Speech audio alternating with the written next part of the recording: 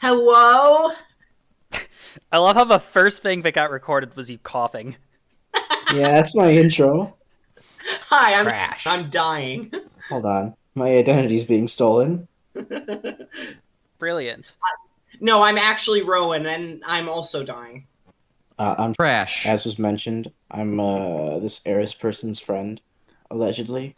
I'm Eris. I don't think my name's ever been said on my YouTube channel now, but Oh this shit! is Cut my that channel. cut it quick.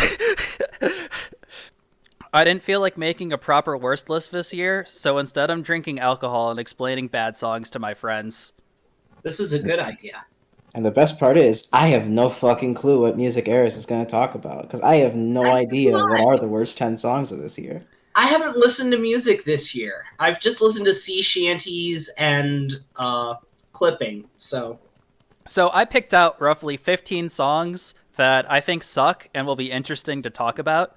For are certain songs that are not interesting to talk about, like bad generic trap music sung by like squeaky voice 15-year-olds, because like 8 of those songs get popular every year, and I never have anything new to say about them because they're all exactly the same.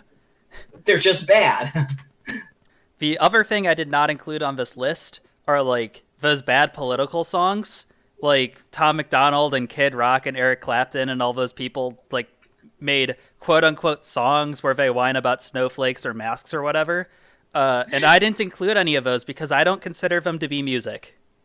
So we don't have to listen to Am I the Only One? That's nice to know.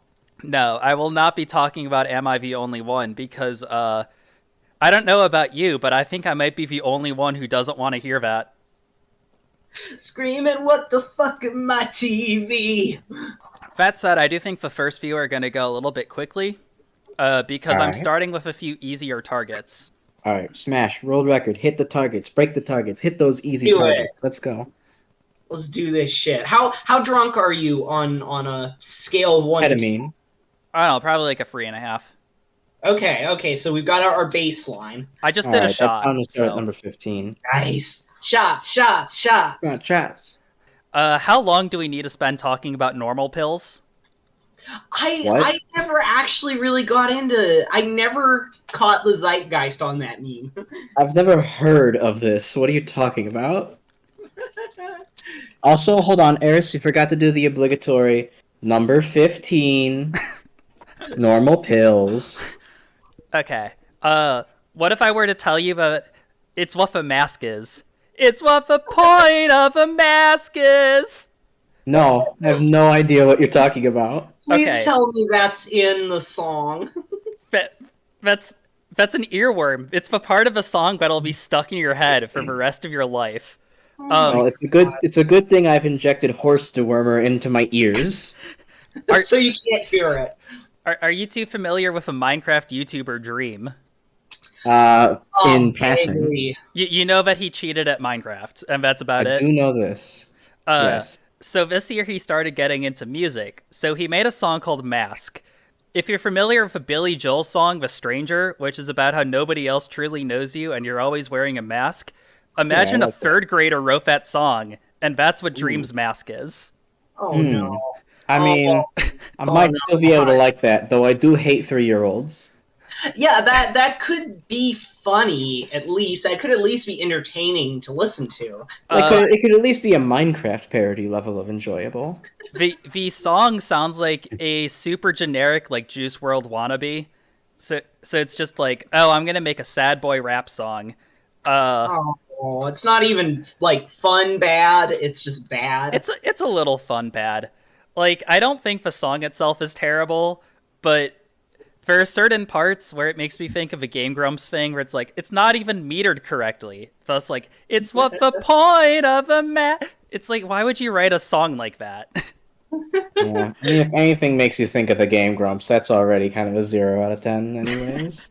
Not what you want to be bringing up with your sad boy music. Not the association you want to be making. No. Yeah. I mean, most people made fun of it for the video, though, which is a lot worse because the animation company basically only does Minecraft videos. Oh And no. Oh, God. This video was not a Minecraft video. It was meant to be like a real person. it looks like ass. They only have like one character model, so everyone else is a silhouette. There's one part where he's handed a diagnosis from a doctor that says you are not normal, and the line in the song that prompts this is the doctor telling him that he needs to wear glasses. Okay. Yeah, sure. I mean, it's only like about 50% of the people you'll ever meet wear glasses, or more. Yeah, okay, that's what I know of the song, is the normal pill memes. The other part is the normal pills, where he takes a prescription bottle that is literally labeled normal pills and dumps them down the sink. Because he doesn't want to be normal, but like also he's upset about wearing glasses, so like apparently Because he does want to be normal. It's because he's become so numb he can't feel anymore. Okay, at my parents' house, there are some. It's a neighborhood with some children in it. So I was sitting outside one day reading a book on a hammock. Actually, I want to say I was inside my house and the door was just open. And the kids across the yard from us were playing on their trampoline. And I just heard loud them singing this song. And I'm just like, no, please. I just visibly cringed. And I don't think anyone else in the room understood why. Our parents will have to move out of this neighborhood right now. We gotta get out of here. I gotta get out of here. The normal pills bit makes me feel like it's just a shitty version of I took a pill in Ibiza. That's right, Republicans. That's what the point of a mask is. I bet you feel pretty stupid now. I always wonder what your normal that movie was. This looks like Miraculous Ladybug. I can see why this is low. Oh my god, Dream said bitch! Ah! So this person feels like they need the fucking mask just so that way they can hide from the fact that they need glasses and that they can't pass classes? My favorite part is that he says he wears a mask with a smile, implying that he's not actually smiling, but if you look at his face under the mask, he is in fact smiling under the mask. The model and blushing. Bothered to change it. He's also blushing under the mask. I think the mask might be making him horny. I think those might have been horny pills. Oh no, Dream, don't take the horny pills. I get it, normal people like sex. Taking the horny pills will not just put you in YouTuber jail, they may put you in actual jail. Next, Dream becomes a professional Smash Brothers Melee player. This cannot end well. So I think we can move on to the next target. Crash. I know that famously you're a huge fan of Would You Rather, right? What? The game Would You Rather. You love this game? Oh yeah, I want to punt you people into the sun every time you ask me a question in this. So yes, please continue. Okay. But, Crash. Would you rather die, or would you rather hook up with another straight white guy? I mean, who's the straight white guy? It doesn't matter. It's just another generic straight white guy. Oh, it matters, Jaxie. It matters. I guess I'd prefer to live. So I take it you aren't familiar with tramp stamps? The general idea of tramp stamps, or? I know this one. The band Tramp Stamps. No, I've never heard of these people. Okay, so you probably don't know them because they were astroturfed on TikTok, and everybody on TikTok decided to bully them for being bad. And to be honest, it was kind of deserved. Yeah. Wait, hold on. What do you mean they were astroturfed on TikTok? Like, in the sense that they were, fucking backed by, some fucking business to, be popular or something? They are on Dr. Luke's record label, yes. Okay. Oh, God, is that the Kesha label? Or the dude who was abusing Kesha? Yes. Oh, Jesus. It gets worse. That was dug up, after they were being bullied for making bad music. But it sounds like a really bad combination of, the most pop punk ever got and, shitty electropop music. Also, all the lyrics are political lesbianism, and political lesbianism is cringe. I don't know, Eris. That sounds like 100 Gex to me, and you really like that album. Shut up. I don't know what else to say about this, because, it's just kind of obviously bad. The second verse is about them date raping men that apparently they don't want to fuck because they hate sleeping with straight white guys, but unfortunately they're only a political lesbian and they actually like men, so we're just kind of stuck with them. Wait, so is political lesbian... What is that? I think I may misunderstand the concept. Political lesbians are straight women who claim to be lesbians because they hate men, basically. Like, that's oversimplifying it a little bit, but, like... I feel like I definitely know that genre of feminists, so...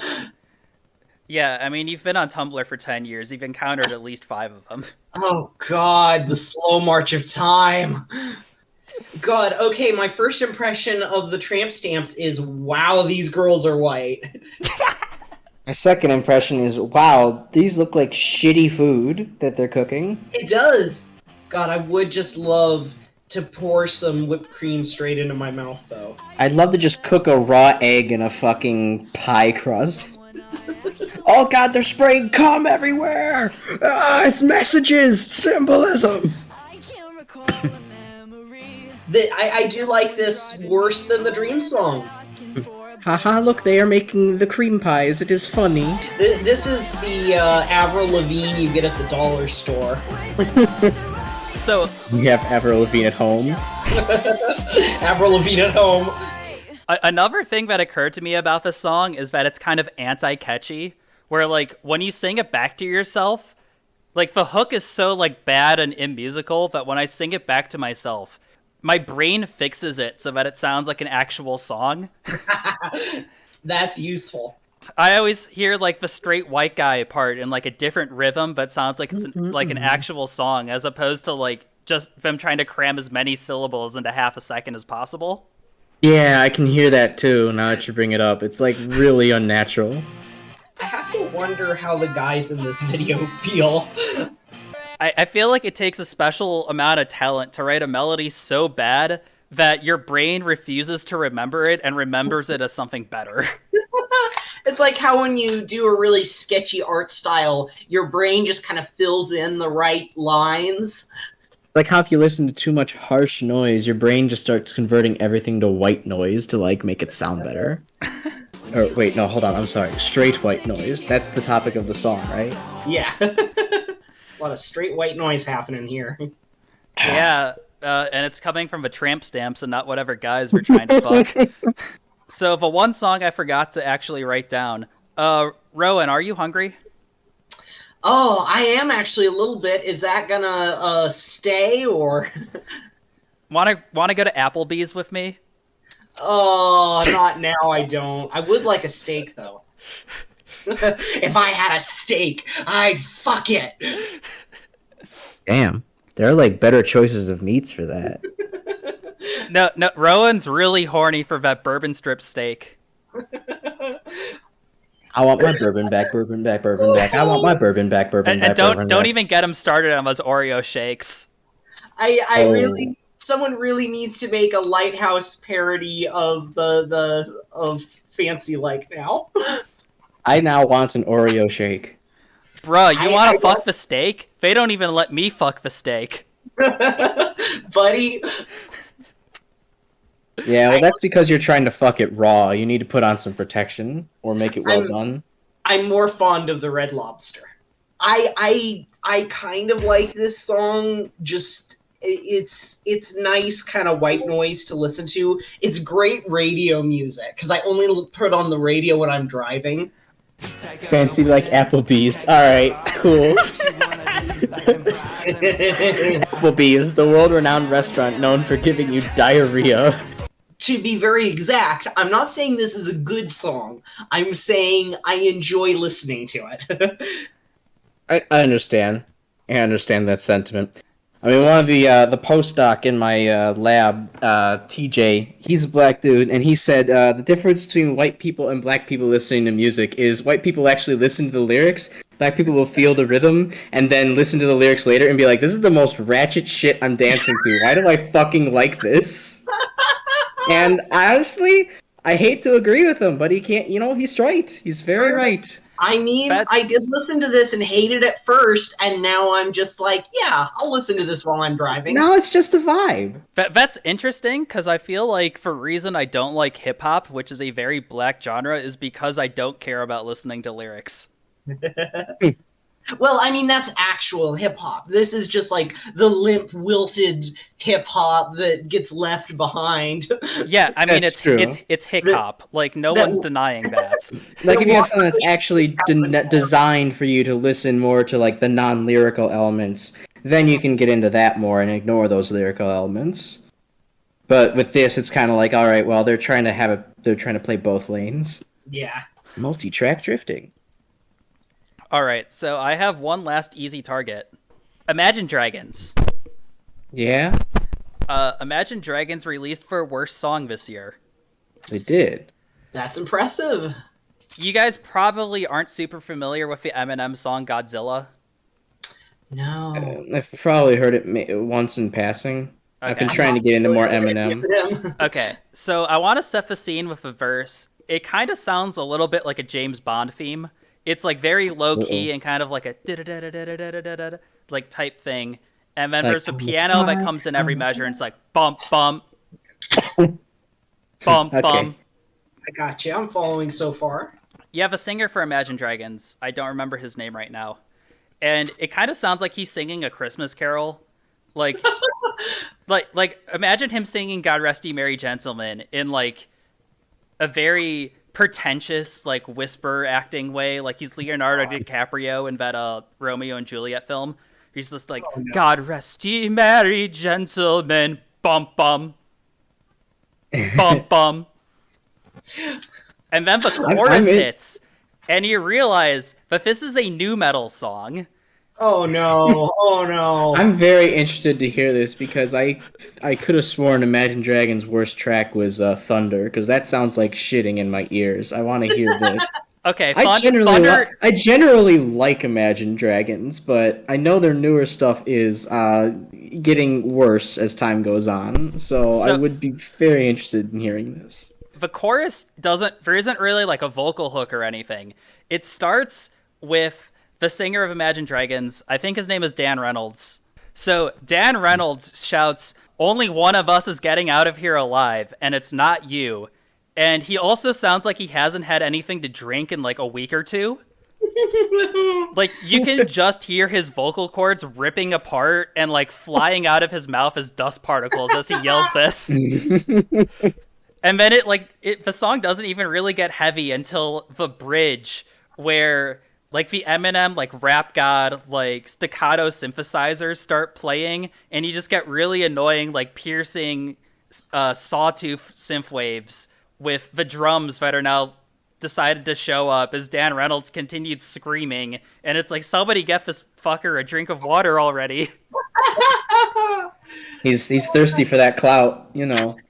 I feel like the best way to describe this instrumental is you got AJR, and they were told that they were producing a song for both Eminem and Limp Bizkit, and then somehow it got handed off to Imagine Dragons. They imagined their dragons all over it.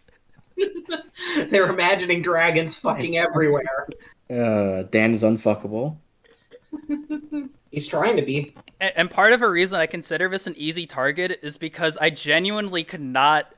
I was sitting down for like 20 minutes trying to find a way to adequately describe how terrible this song is. You got pretty vivid with it. Because again, this is the band that made Thunder, and I think it's a worse song than fucking Fun Dip.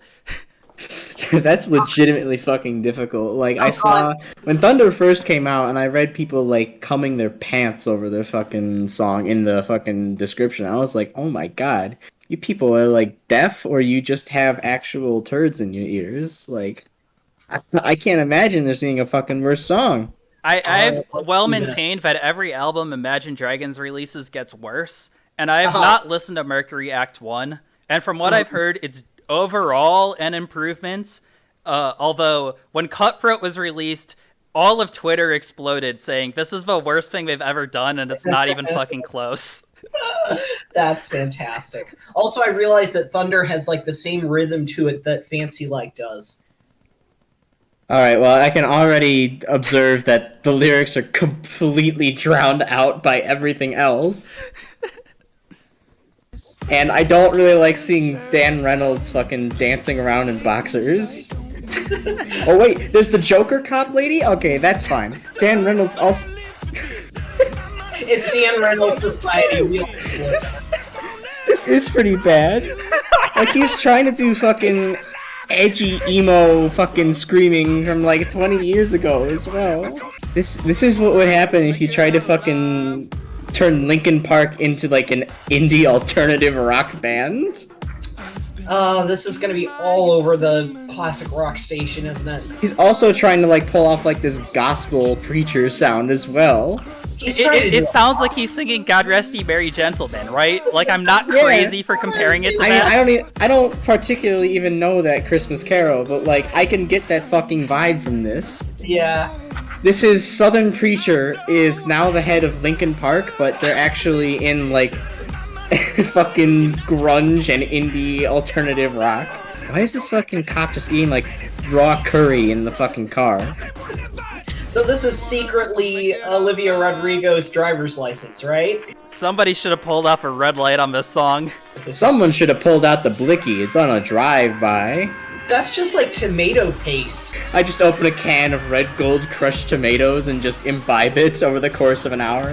What's this music? This music video is just like this girl's trying to pass her driver's test and then abandons her fucking unruly safety driver in the middle of the fucking desert. Maybe Dan Reynolds was the previous safety driver because, like, if he hasn't had a drink in a couple weeks, that would kind of explain things if he was left in the desert. It only takes one bad day. Understand why this is about cutthroat behavior. Like, what purpose does the music video serve in emphasizing cutthroat behavior outside of lady getting mad that her driving instructor is unfair and pushes him out in the fucking desert? I think it's supposed to be funny. Look, Crash. I don't know how many times you failed your driver's test, but like None. around the 4th or 5th time you have to go in, like you just kind of stare at the person giving you the test and say, "Look, only one of us is getting out alive." And you are instantly failed because that's an indication that you are going to crash the car. Or rob the instructor. Or push them out into traffic. Or you're gonna drive through like a bad neighborhood in Chirac and like, you know, only one of you's getting out alive from that. If you're lucky. It upsets me that Imagine Dragons can make things that at least I find are decent. Like, I think Natural is a pretty decent Imagine Dragons song. Get out. And actually hits all of the same notes that the themes that this song is trying to hit, but better. Look, Natural is at least catchy and like is not like, it is competent, it is put together. It's a song. I'm just so disconnected from the fucking Imagine Dragons timeline universe where in one universe Dan Reynolds died, the other universe Dan Reynolds warned fucking King Charles about how like France is going to invade, and the other dimension where Dan Reynolds like killed Ganon at the end of the fucking video game. Like, I don't understand how the timelines connect. I enjoy the one where he's in some kind of cockfighting ring for stuffed animals. So Hold on, wait, I have it. Okay. I enjoy the universe where Dan Reynolds was actually just Dan Aykroyd. The next two songs are kind of a 2-for-1 combo because they have the same issue. Question, can I get fries with that? These next two songs have the same issue, and it's what I like to call an Imagine Dragons drop. And this is me being a little unfair because I don't think Imagine Dragons have ever actually made a song with an Imagine Dragons drop in it. But basically, in the mid-2010s, people realized, record label industry figureheads realized people like bass drops, but also the average person doesn't want to listen to anything too abrasive. So they started trying to find ways to make bass drops as toothless as possible and just suck the soul out of like an interesting development in songwriting. Yeah, so they only dropped the bass from about like 1 inch off the ground is what you're saying. Not even. Block length? Damn. It's all right. They've developed a very specific type of drop that I think is probably more associated with the church's song Miracle, which is a great song until the drop hits. And the drop is just, it sounds completely soulless. Everything's just kind of like smashed together into some sort of mush. And to top it off, every single one of these drops has some sort of voice in the background going like, whoa, just like the worst like sports chant like woes you've ever heard in your life, clipping just like with generic corporate advertisement music that's trying to get you motivated to purchase products. Yeah, basically. It sounds incredibly commercial. And this especially hurts because the first of the two songs this year that I really hated that use this is by Evanescence. And it's a song called Use My Voice, which is ostensibly about Amy Lee overcoming adversary and people trying to silence her. And it's just like, you're making a super corporate song about how you can't be silenced. Oh, Amy Lee, no. It's like you can feel her being yanked around by her record label in a song that's ostensibly about her not being yanked around by her record label anymore.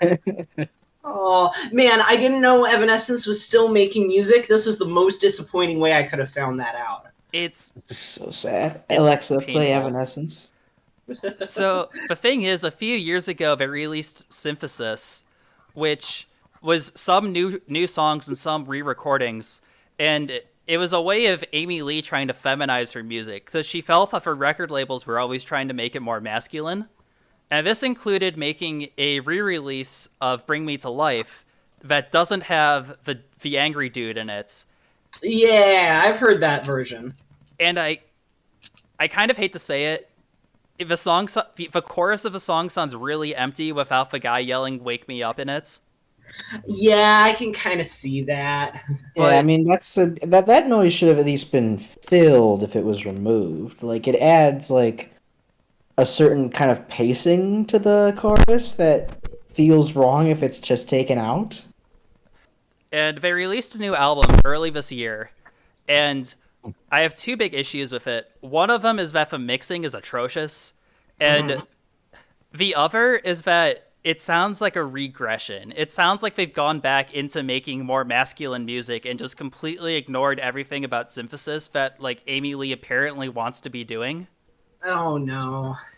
I don't know. The whole album is just kind of painful to listen to for that reason, but Use My Voice sad. is the worst song for reasons I've already mentioned. That actively makes me sad. Yeah, sorry this isn't a feel-good video dunking on bad songs. Yeah, this was all fun and games until that point. And like, I don't know. Evanescence hurt us. Maybe this is actually the music Amy Lee wants to be doing, but just the way it comes off, it's so hard for me to feel empowered by Use My Voice because it feels like a corporate repackaging of people fighting the system. It's like, yeah, you can try to fight the system, but in the end, you're actually a part of a system. You wasted your 15 million merits, and now you're just somebody selling shards of glass for your fucking avatars so that your avatar can slit your neck. This is what Joker was all about. This is the meaning of the Joker.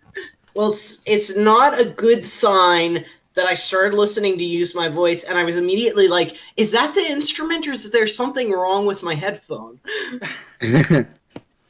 I can't pick up on that subtle shit, but what I can pick up on is Eris is kind of, talking about how the song is being made too masculine. It's like, I can kind of hear that in how aggressive the guitar is kind of going to the chorus. It's like, it kind of feels like it doesn't work necessarily with this stuff. Yeah, I can see that. Ironically, I feel like my biggest issues with the album don't necessarily show up in its worst song. Yeah. Because I think if you listen to the album in full, you'll see what I mean about the masculinity, as well as just, like, having the worst fucking audio engineer. Well, I'm also not too keen on that stuff anyways, just because it's like, I don't really... Trust me, I've never it's really noticeable. codified... I guess so. I don't know. I've never really codified very well what is, like, as far as like sounds go or personality traits, what necessarily must be feminine or masculine. Like I very much deprogrammed myself out of that shit by now. That's good. That's So good for your honestly, goal. It's honestly, if not you asked something. me 8 years ago, I might have been able to distinguish that, but I've like forgotten that shit nowadays. It's not something I particularly notice either, but I've read in interviews that Amy Lee thought that her first album was too masculine because the label wanted it to be. So, I like, see. if you compare that with Synthesis, kind where of she says is can't like the help but feminine think album about she it. wanted to make, and then compare her newest album between those two albums, it sounds a lot more like the quote unquote masculine album, which is I see. what makes it weird to me. Yeah, that is unfortunate. You can, and then yeah, to your point, very much so. Her being controlled by her record album company still. Oh, was that Bill Cipher in the music video? Is Gravity Falls Back confirmed? I mean, I am just kind of getting caught up in the majesty of hearing Amy Lee's voice, so I'm not able to be that objective. But I would say that Understandable. in a vacuum, that song is probably fine, but I guess in the greater context of things, it's like kind of I hate the unfortunate. drop. The reason I hate that song specifically is because it's built on a fucking miracle drop. Well, where's the drop in question? Let me go back. It kind of like builds around the whole song. yeah, definitely the music is generic at best. Obviously, Amy Yeah. Lee singing is always fucking exquisite. If but- you go to like the 30-second mark, you get the part where it gets really loud and it's like whoa, whoa. Yeah. It's that's what bothers me. That's what drives me up the wall. So the other song that uses this is A Day to Remember's Bloodsucker. A Day to Remember, Oh, I think I've heard this one. I know. Well, I know them. they released a god awful album this year. So we're gonna be talking about A Day to Remember for like the next half hour. Oh wow! Uh-oh.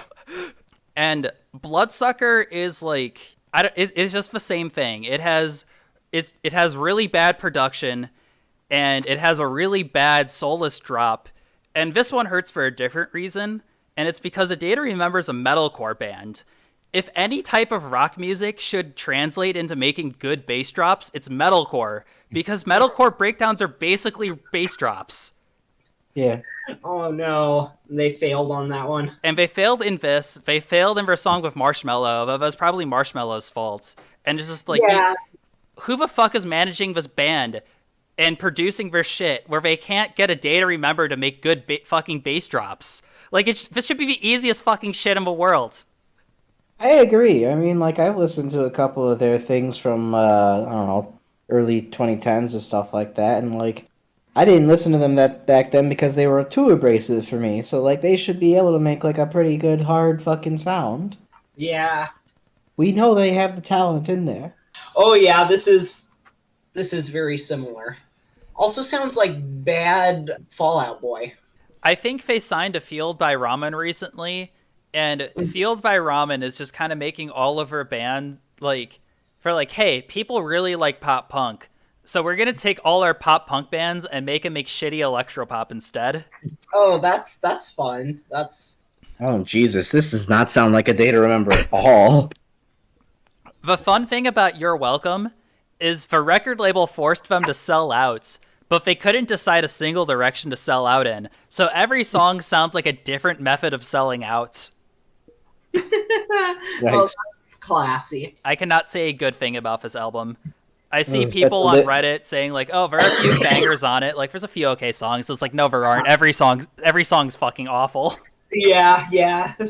Yeah, one, I hear that chorus drop, and two, that delivery of Bloodsucker is just awful. It's like this song is like Cutthroat and Use My Voice had a baby.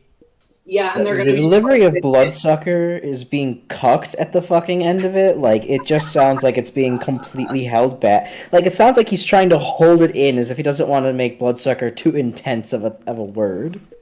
That's why I relate it to Imagine Dragons, because this is like every bad Imagine Dragons song is he's trying to belt and hold it in at the same time. Uh-huh. I could see that. I still think that there are Mad Dragon songs that doesn't happen, but that's just me.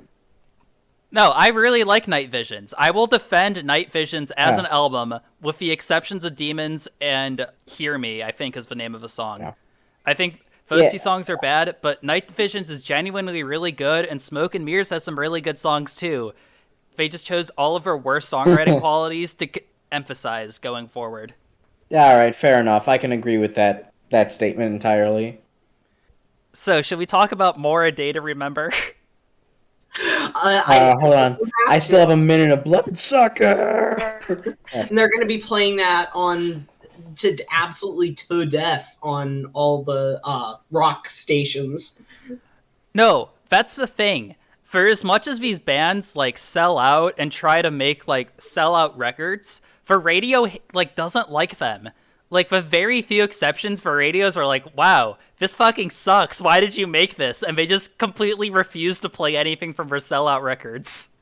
However, it is noted that all of the kids on YouTube do like them, with all of the covers of Bloodsucker on YouTube. I can very much imagine hearing 13-year-olds trying to say Bloodsucker while they wait for their mother, or while they try to avoid their mothers and fathers coming down to chastise them for yelling into the microphone at 9 p.m., which is past their bedtime, by the way. That's astounding to me, just because, like, every time a band does something like this, I genuinely can't imagine there being an audience for it, because, like, the people who like synth pop don't want to listen to washed up rock bands going synth pop, and the people who liked their old sound don't want to listen to them go synth pop. So I feel like every time a band does this, they're just shooting themselves in the foot and losing fans and not making any new fans to replace them. They are making new, edgy 13-year-old fans, however. And that's where the money astounding. Yeah, YouTube Kids shows us that is where the money is. Let us suck out the money of these little bloodsuckers. I know I'm pretty disconnected from like humanity and what normal people listen to, as proven by one of my least favorite songs ever being the first song to reach 3 billion streams on Spotify. Yeah, Eris, let us more in-touch young people fucking talk about the hip trends that the youngins are pulling on the internet. Let the guy who's been listening to sea shanties all year talk about, well, that actually is a trend with the TikTok youngsters. So. Yeah, back in January. True, it moves so fast. All right, so I have 2 more A Day to Remember songs I want to talk about, because for as much as the album sucked, it really didn't produce that many train wrecks. The opening song is called Brick Wall, and that absolutely is a train wreck. So much so that Bloodsucker had to blow it open. I want you to imagine, Crash. You need to imagine that you have a sibling, and you and your sibling are on a road trip together. Here's a question, though. If I had a 6-inch clone of my sibling, would I torture it? Yes, I know you. Yeah, that sounds about right. I haven't known you that long, but that sounds about right. Damn, I'm giving off the worst impression of myself. So you have a sibling, and you and them are on a road trip, and you're arguing over what music you want to listen to. So they are insisting that I do not get the aux cord, lest I play trash. No, you're listening to the radio in this situation, and it doesn't really matter which one's you or your sibling. But one of you found I could just have an identity crisis. One of you found the alternative station, and they are playing Mountain Song by Jane's Addiction, which, you're probably not super familiar with Jane's Addiction, but for all you really need to know is that this song has like a guitar riff that goes da-da-da-da, da-da-da-da, da-da-da-da, and it's like that for like 4 minutes. That's vivid. All right, that's agreeable. So you're listening to this song, and then your sibling's like, wow, this song sucks, and grabs the knob and changes it, and it's playing Sum 41 Still Waiting, which I'm assuming you're a little bit more familiar with? No. No, sorry. Okay. It's just a pop punk song, and it's like, so am I still waiting for this world to stop hating. Yeah. Can't find I immediately envision that. Okay, I think I've heard that. So you listen to that for a little bit, and then you or your sibling is like, no, this sucks, and changes it back to Mountain Song. And then after another 30 seconds, the dial gets changed back to Still Waiting. And then you drive out a distance from both radio stations, and it just fades to static. Now replace both of those songs with bad covers by A Day to Remember, and make it the same song for some reason, and that's what this song sounds like. That's vivid. I've got that. Yeah, I can picture that now. That's very jarring. You're going from some kind of sing-songy shit to some kind of agreeable, sanitized hard rock. It's And just then, kind of amazing and to then your me. brainstem shuts off at the very end. It's kind of amazing to me because the song actually sounds like someone switching like a radio knob between two different songs, and it's like bouncing back and forth. Amazing. And I know a better fucking song that is just switching a radio knob between different songs on the same EP, and it sounds better. Oh, wow. This is awful. I'm having an audio dysphoric attack. This is horrid. The drums are completely contrasting the acoustic guitar and lyrics. Now the fucking electric guitar is coming in, and oh no, Jesus Christ, this must be what it feels like for those fucking people that have their fucking the center of their brain cut out, so that way their left side of their body can only do visual stuff, and the right side of their body can only do motor audio sensories type of shit. You know what I'm talking about, right? Yeah. This is legitimately what it feels like. Those are the drums from that awful Metallica record. This is just Saint Anger but poppier. Okay, this got better as the acoustic guitar faded out, but this is still not interesting. I find the song extremely interesting because it sounds like they couldn't decide which of two famous songs they wanted to rip off, so they just badly rip off both of them and alternate back and forth. Yeah, those are some decisions being made. With literally no fucking cohesion whatsoever. Yeah, they're kind of really abruptly switching between heavier and more moderate kind of rock sound. So that song is a fucking train wreck. Anyway, we're still not done with A Day to Remember. Good lord. Remember what is up. At first I thought you were gonna say, anyway, here's Wonderwall. I fucking wish at this point. Anyways, here's Neil Cicerega's Drywall. I've made both of you guys listen to Ailstorm, right? Yeah, I like their stuff. Yeah. Are you familiar with the song Mexico? No. I'm not even familiar with Mexico. What's that? Okay. It's a magical land to the south of America. So Ailstorm wrote a song about how Mexico's the party country and how they go there before battles because the alcohol is free and there's a bunch of donkey shows and the alcohol is free. And they do rhyme the alcohol is free with the alcohol is free, and it's amazing. Nice. Damn, that alcohol must have been really free, though. The whole song is moderately racist, but yeah, I was about to say. Yeah, I'm getting that vibe.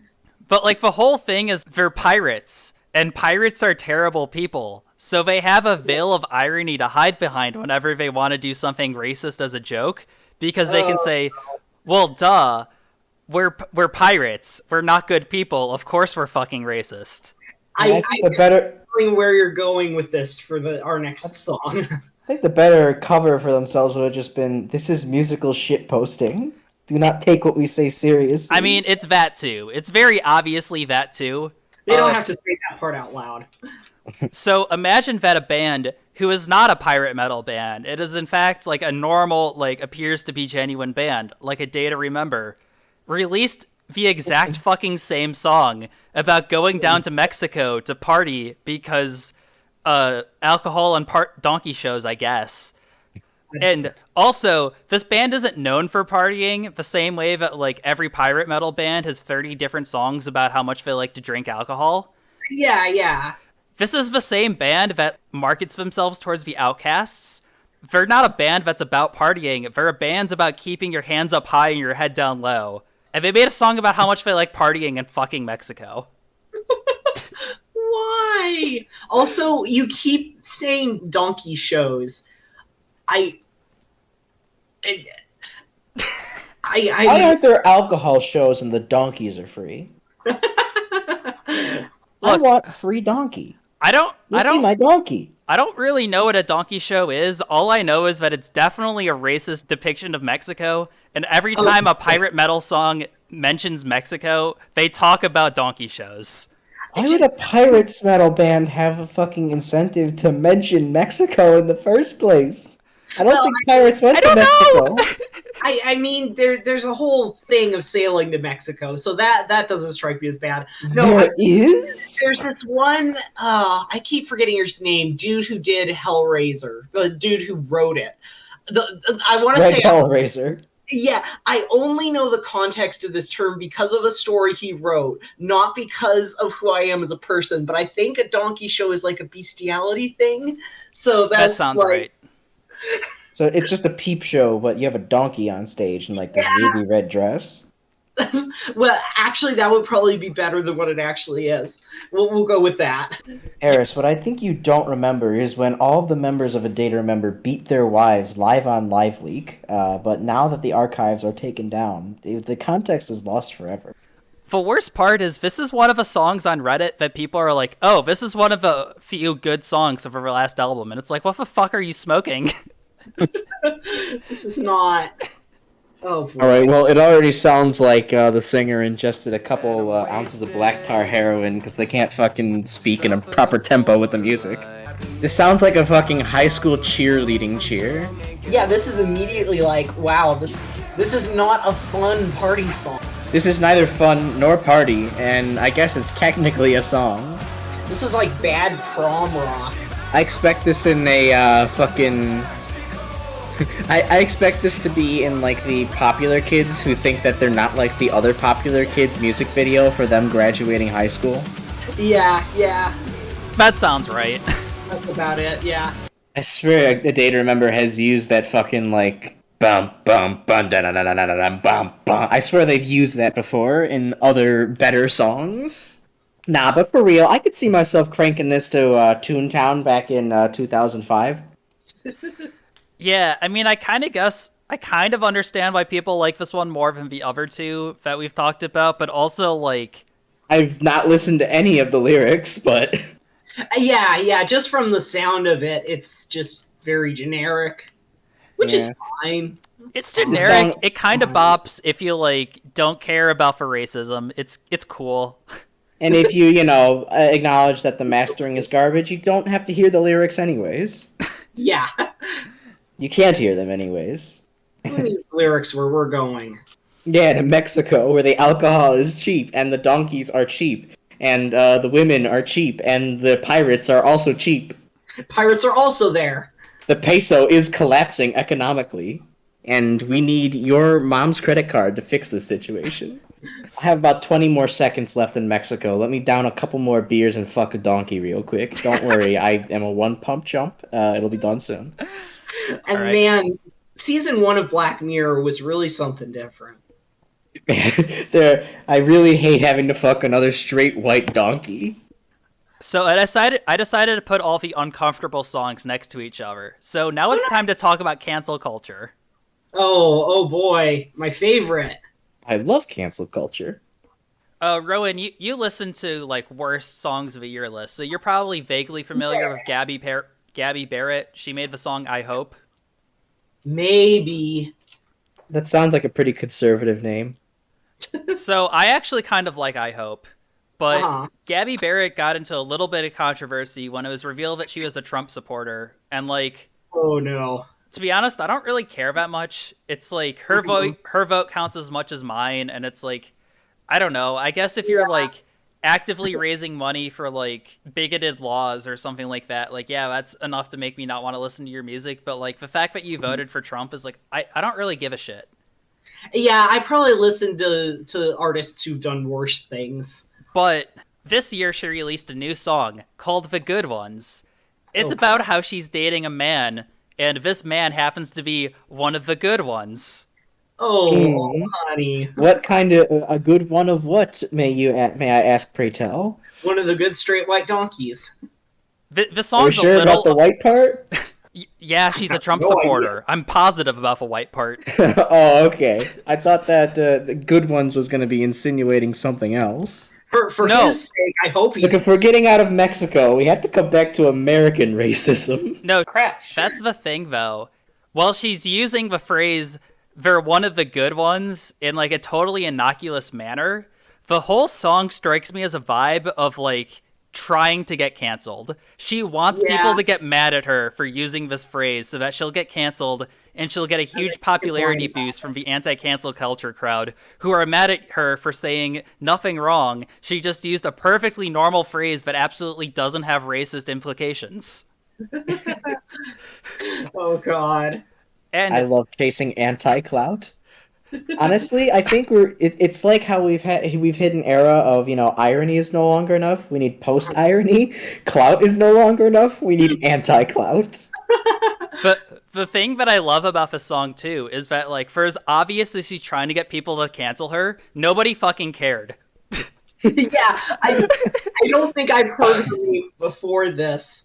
She's so transparently desperate to get herself canceled that everybody saw straight through it and did not raise any sort of outrage over the song because of how transparent it was in trying to get people mad at her. Sherrod, you are. However, you are making a video that includes her on the worst song list. Now there will be about 3 people that know of her existence. Okay, that's not the only reason the song is on this list. The other reason is that Gabby Barrett has the worst professional producer of all time.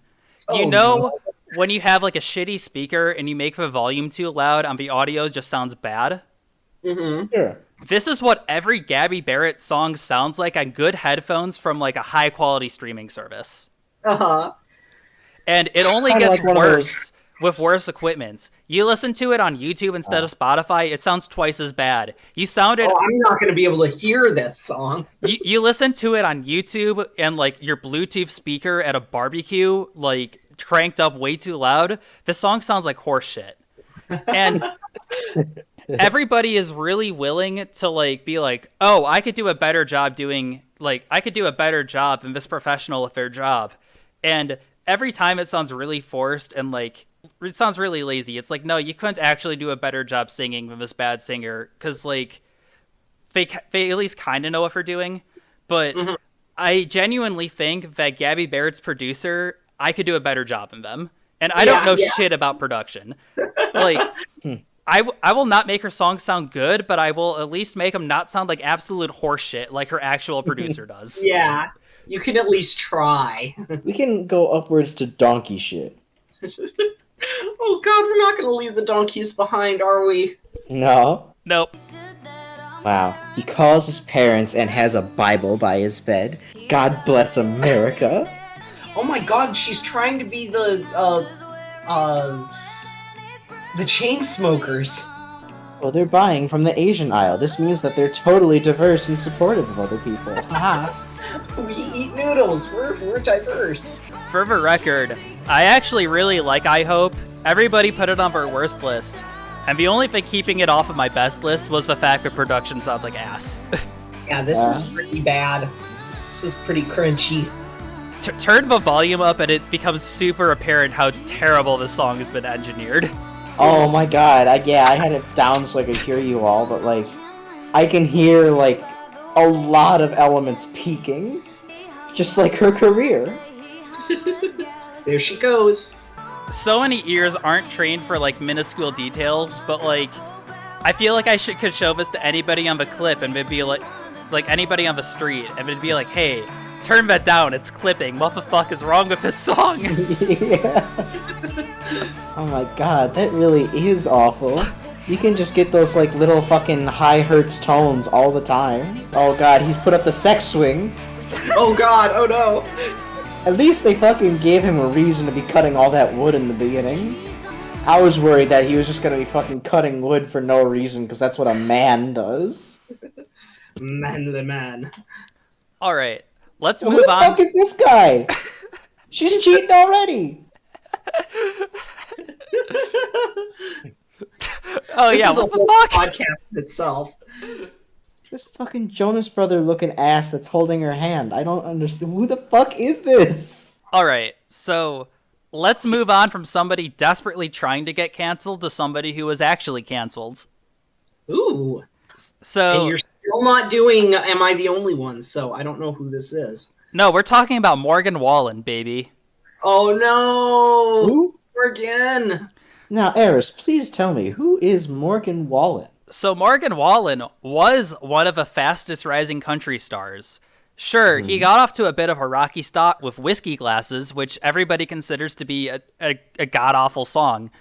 But after that, he started releasing a bunch of songs that people respected.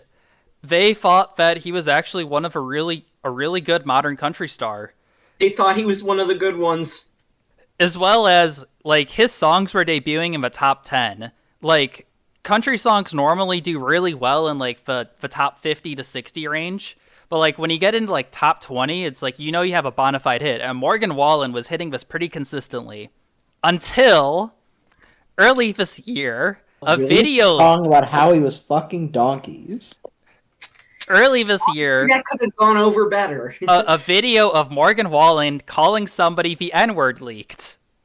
This caused him to be dropped by his label, but the anti-cancel culture crowd mass purchased copies of his album, making it the #1 album for about a month because of how upset that they were that he was dropped from his label for being racist. That's a hill to die on. Towards black people specifically. This is important because about 10 days ago, he released a new song with Lil Durk. This one is just him dropping the N-word Right in under the various wire. lyrical measurements. This song is him releasing a trap rap song, which, you know, is a very black genre. Very, yeah. Sure. And it's just a normal trap rap song with Morgan Wallen being Morgan Wallen. And it's really uncomfortable because it's like, I don't know, being super racist towards black people. Well, maybe not super racist towards black people, but like being racist towards black people. And then releasing a song where you just appropriate black culture as your comeback to get you back into good graces. That's a cringe for me, dog. I think he's trying to get Kanye to come to his concerts. Oh no. I mean, based on Kanye, like, yeah, Kanye probably supports Morgan Wallen. He supports worse people. Kanye supported Jeffrey Epstein back in 2008. That's crazy. Ooh. And, like, for as much as the song is cringe, it also sounds really bad because it features Morgan Wallen rapping, but he doesn't sound natural. He's doing, like, a super exaggerated country drawl. So you just get, like, a completely generic trap, like, dark trap beat, and then you have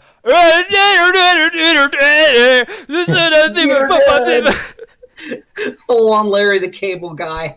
It's almost like this person has no idea what the fundamentals of trap rap actually are and did not care to study them for that long.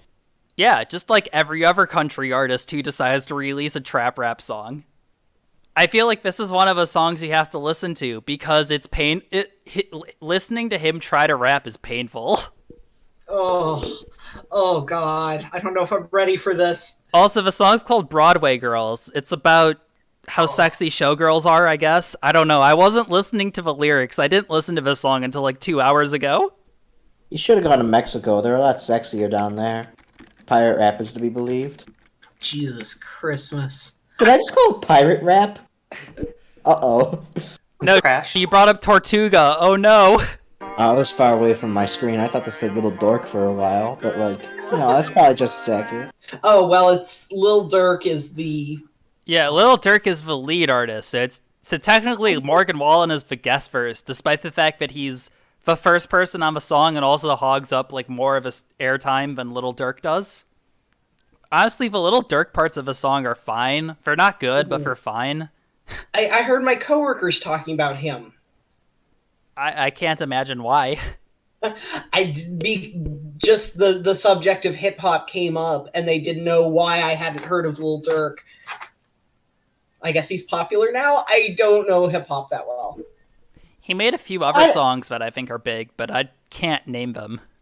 I didn't think the Morgan Wallace part was too awful. Like, it sounded passable to me. I don't know. But I guess comparing it to the Little Durk, like, it is very much a different sound. But I guess when it's like, you know, depending on what you're expecting going in, I will say though, he is so fucking auto-tuned. My God. To hell and back. Like, 100 Gex does auto-tune well because it's kind of part of their genre and brand. Like this, it's just, you could tell it's just, corporate auto-tune. It's gotta sound good this way, right?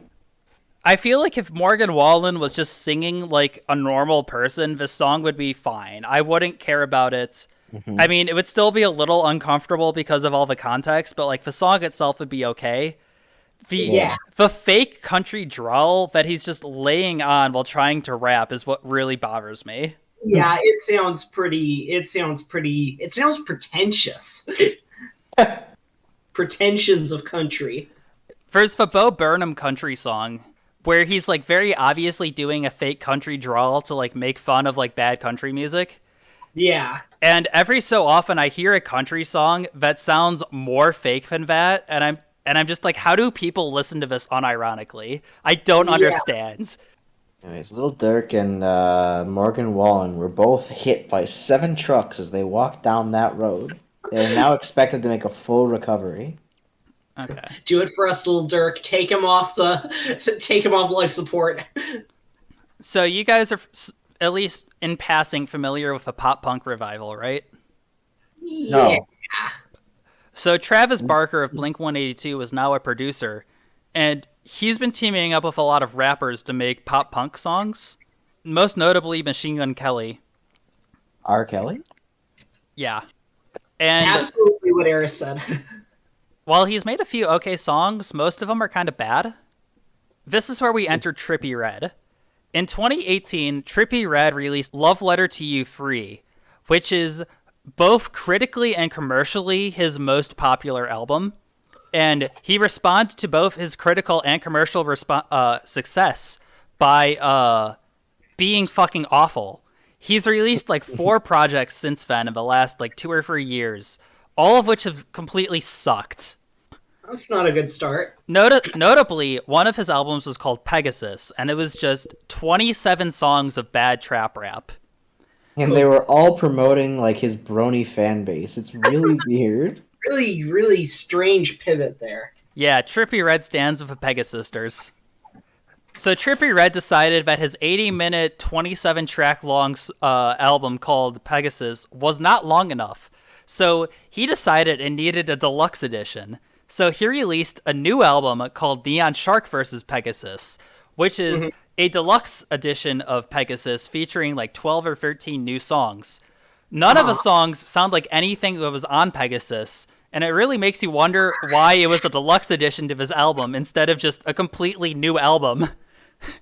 Yeah, it really doesn't feel like you're continuing the project there.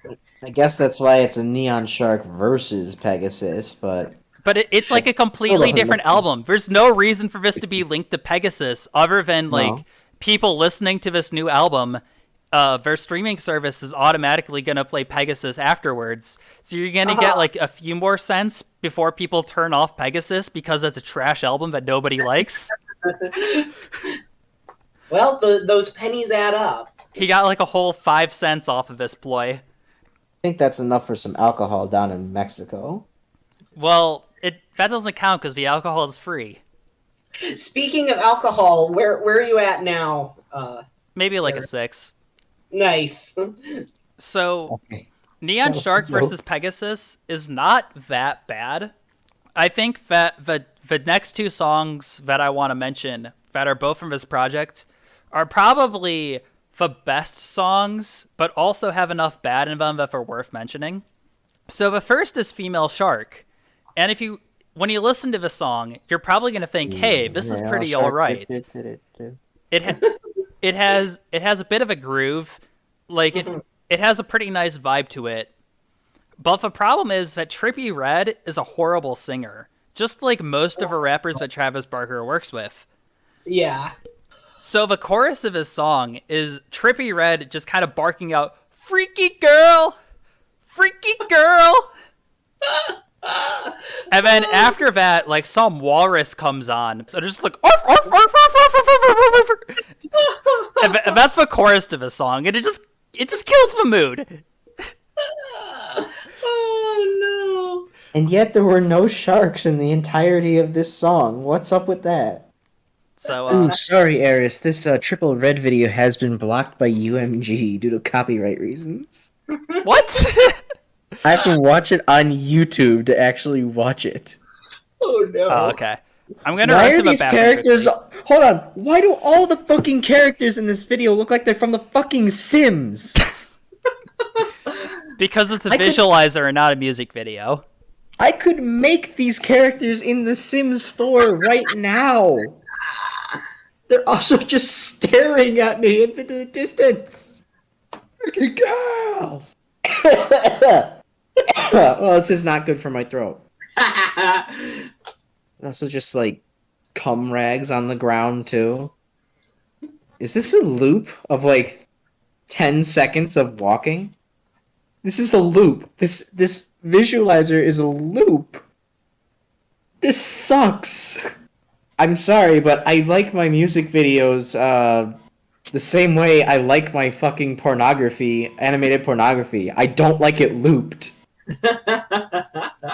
Like, this is just fucking, like, Mercy gets pounded for 10 seconds, super hot on Pornhub, but it said this is triple red female shark on YouTube. I could find a better fucking animation of a female shark getting cummed in, fucking right now, than fucking watching this video on YouTube.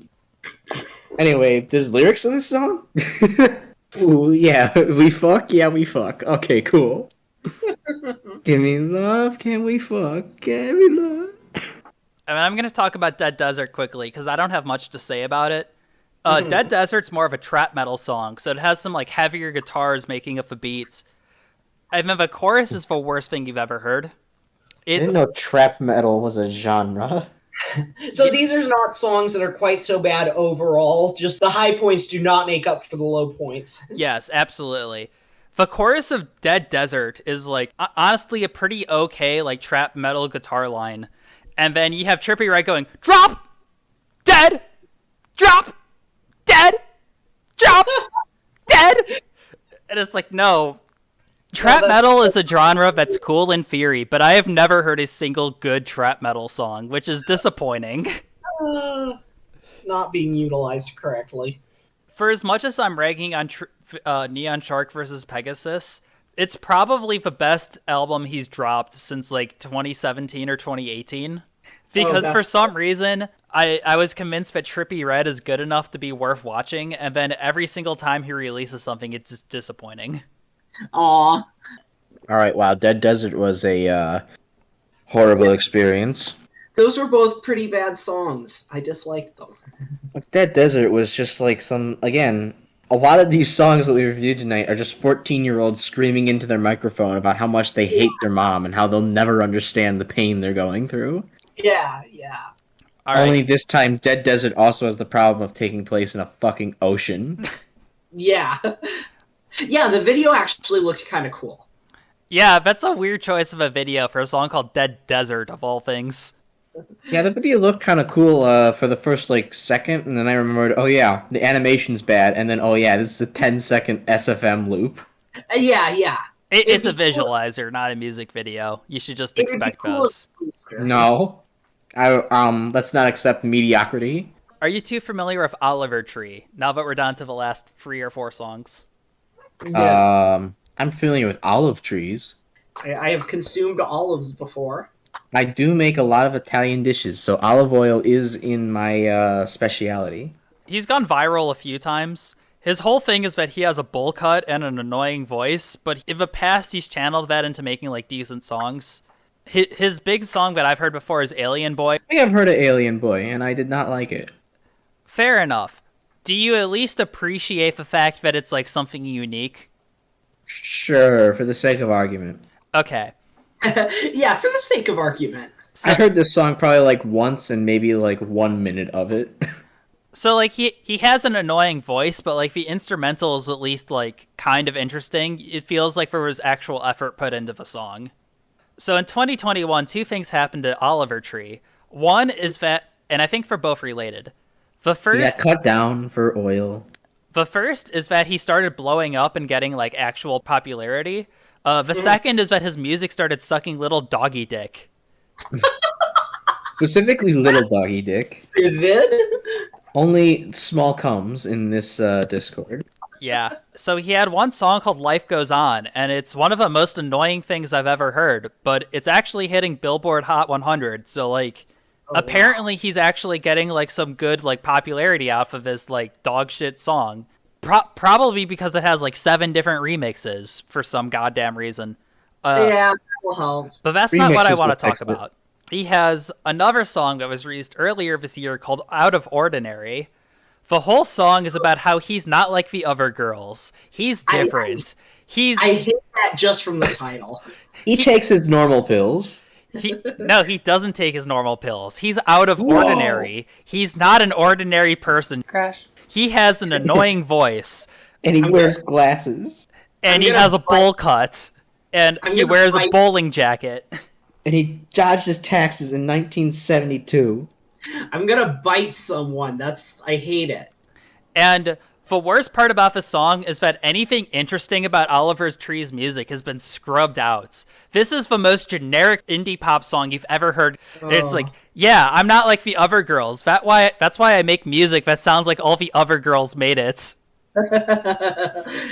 I hate this song so much. He's so smug about how different he is. And then it's exactly like every indie pop song that's come out in the last 5 years. Yeah. Like, it doesn't even exactly like any person who says that they're not like the other people. It doesn't even sound like one of the good, like, indie pop bands. Like, it doesn't sound like 21 Pilots or, like, even, like, AJR. Like, for as much as I don't like a lot of AJR songs, they at least have a distinct sound. You can listen to an AJR song and tell it's AJR.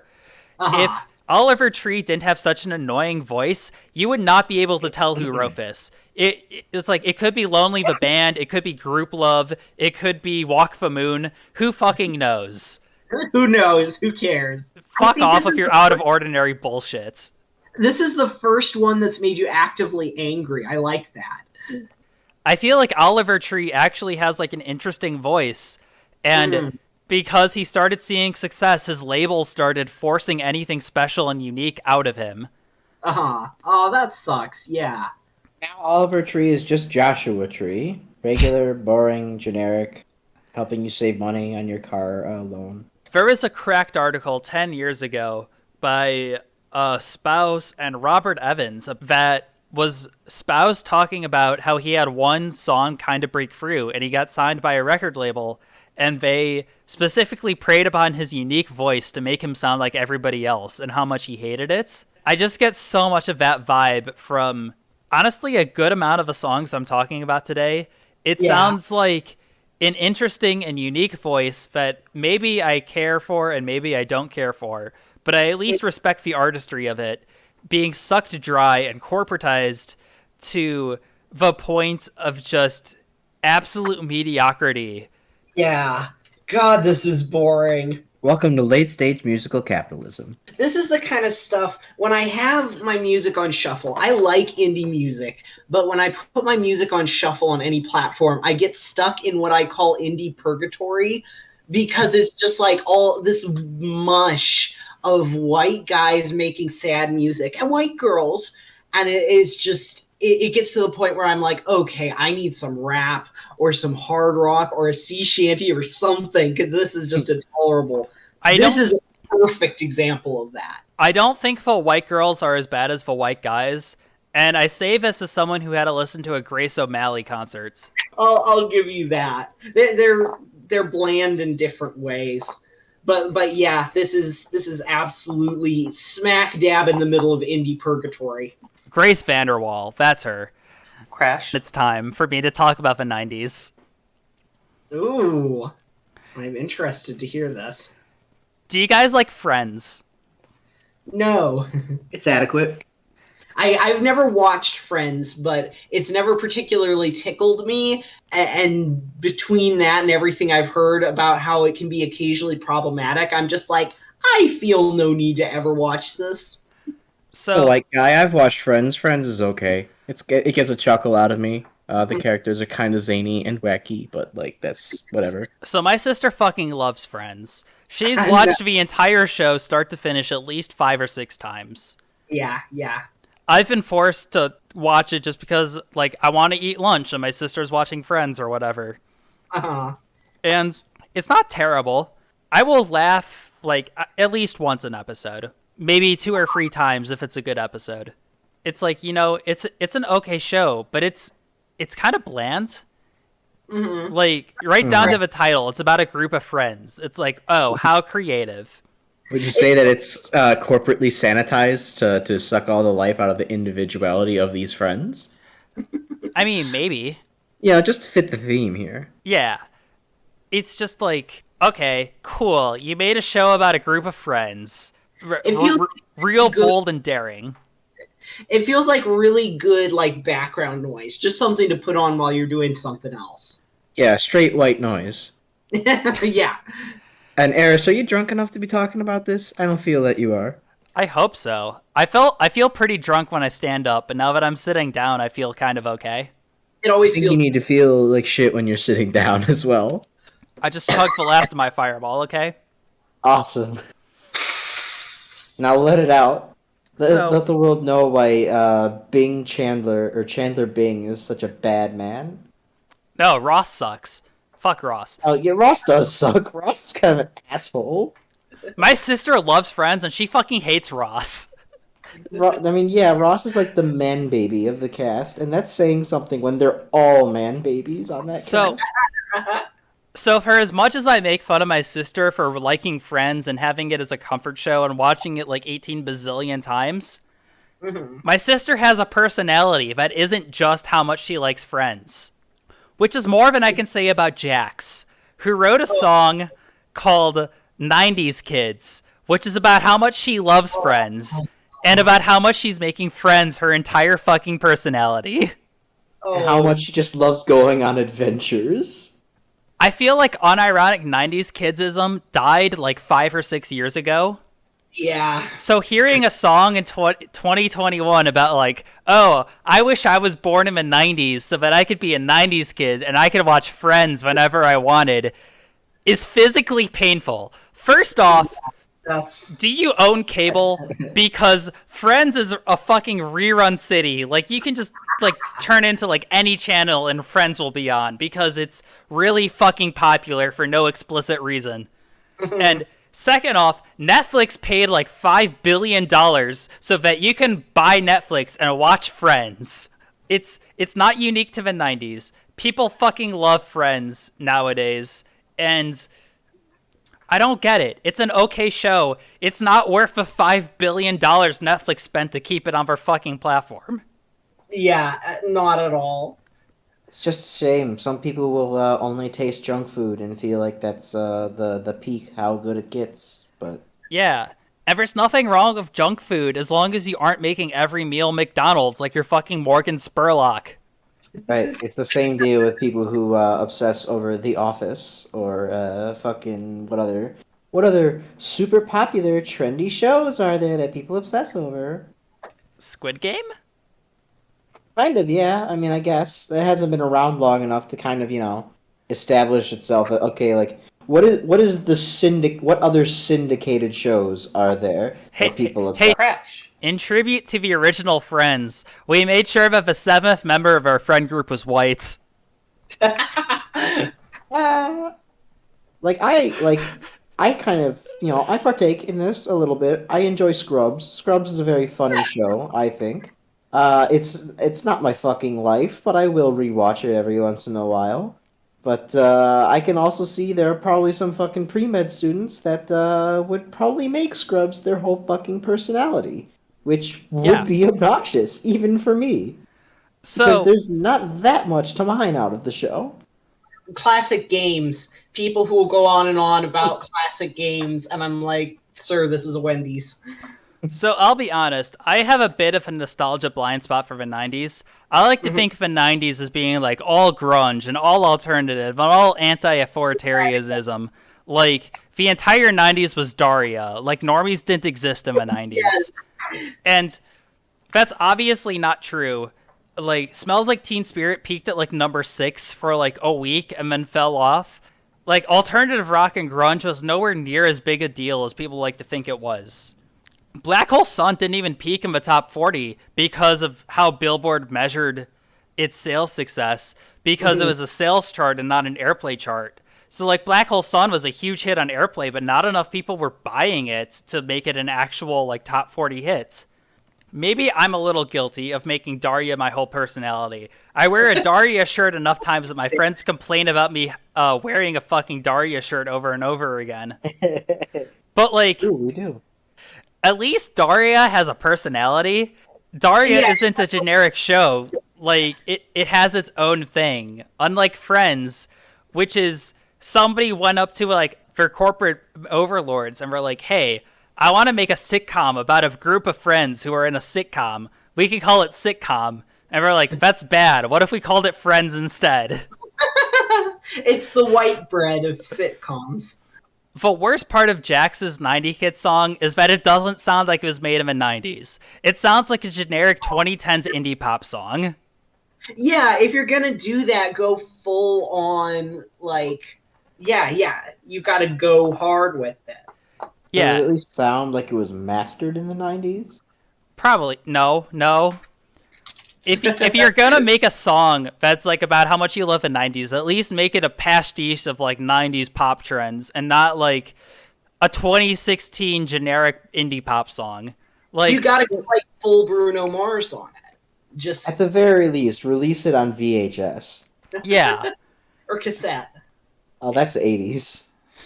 And I guess the song's really popular on TikTok, which means that I guess that, like, the whole 90 kidsism thing isn't dead. And it's like, guys, grow up. Like, you can love the 90s and, like, what you think of the 90s and, like, overemphasize about it. But it's like, if you're gonna like the 90s, at least like the weird parts about the 90s. You should like the grunge. You should like the Livin' La Vida Loca, like, Mexican Latin pop thing going on. You shouldn't like Friends and, like, the Spice Girls, because it's like that's boring. Nobody cares about, like, 90s normie shit. Well, I'm getting, like, super nostalgic for it. It's like, I wish we could go back to the days when everything was super white and normcore. I wish we could go back to the days where homophobia was, like, cool and accepted. And transphobia was just normal. Yeah, why aren't we, like, remembering the parts of the 90s where the U.S. had to get involved in the Persian Gulf War, or intervene in Bosnia and Herzegovina, the two very memorable 90s conflicts that the United States got in? That's what people should be remembering. I just don't understand. Like, if you're going to be nostalgic for the 90s, why are you nostalgic for the normies of the 90s, who are, like, indistinguishable from the normies of nowadays? I mean, that's why they're on TikTok talking about it still. That's all the normies. Normies are merely trying to find their ancestry, their cultural roots within Friends. Yeah, if you say you like Friends because you're a 90s kid, it's like you really are just saying, I wish that I was in the topographical years of the 90s without any real acknowledgement of the actual culture in the 90s. I wish we could go back to worrying about the Unabomber and not having to worry about climate change. I wish we were in a pre-9/11 era. That's what it is, though. That's sad. Yeah. I hate the song so much. Let's take a listen. Let's go over to the listening board now. Ah, yes, carnivals, the best part of the 90s. Full of disease and carnies. Before Oshist came in and ruined carnivals for everyone. Before the liberals came in and ruined the carnivals. Yeah, this is very, very 2010s. The thing, it's not even like 2020s, late 2010s. It really sounds like mid-2010s. Oh my god, this has the exact same kind of fucking chorus mood as the 2016s. This is surreal. This song has like a 0.9 on Rate Your Music, and that's honestly way too high. Wow. Well, hold on, that's 90 backwards. Oh fuck. Conspiracy. This song's living up to its 90s, kids, because this rating is a 0.9 out of 5. This song has been infiltrated by big 90s. Big nostalgia. Big 90s wants you to reject the advent of Neopets and purchase the Nintendo 64, as well as stop talking about civil rights. Those heretical Neopets. Great. I'm so glad that this music video has footage of people, quote-unquote, barfing. You notice how everybody in this music video is white? Just like the fucking 90s. Oh, hold on, no, there's that one black guy on the bench, which honestly, I'm surprised he's allowed to sit on that bench. This is the 90s after all. Okay, the one 90s thing about this, though, is that the barf is like fucking Nickelodeon slime, which was a squarely 90s thing. Yeah, that's fair. Also, I do remember the 90s when everybody just had a vomit fetish and just would casually vomit all over each other and not react that badly. I am beginning and ending this with easy targets, just because some easy targets deserve it. Sometimes they really do. Yeah.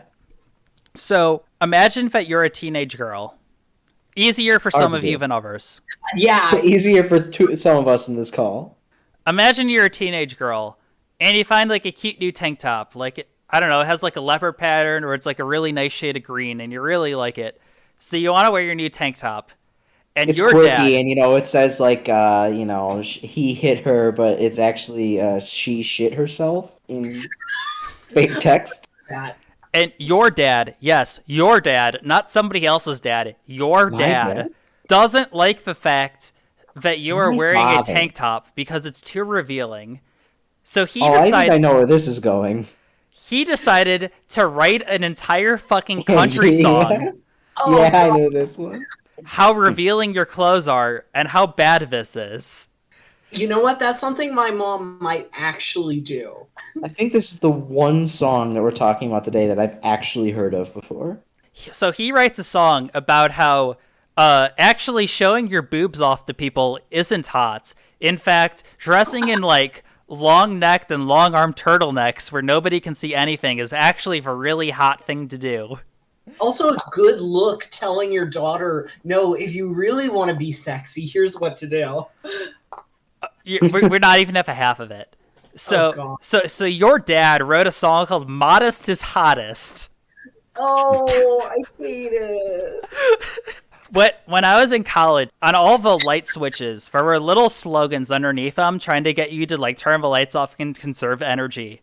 So in my dorm room, the slogan was, remember, it's hotter in the dark.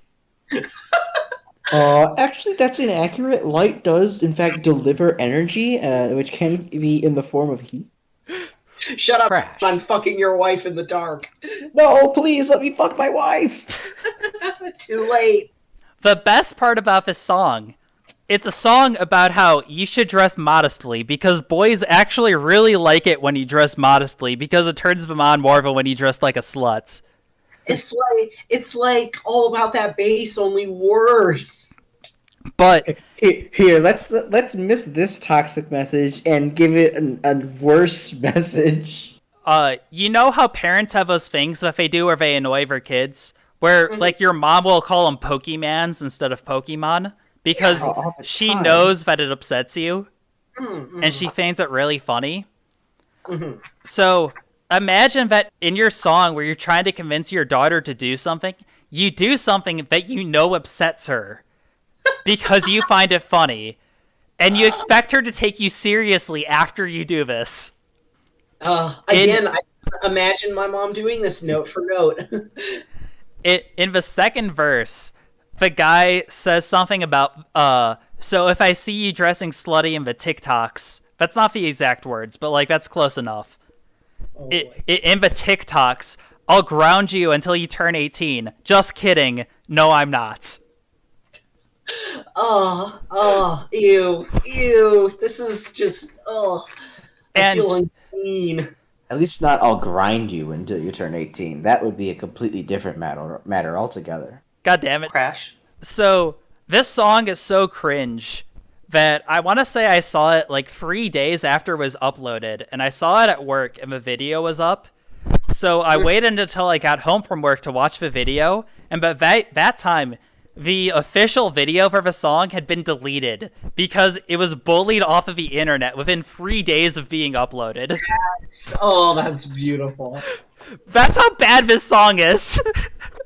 This song and the Tramp stamps just hanging out in the canceled jail. Hanging out in horny jail. And I don't understand why he expected this to work.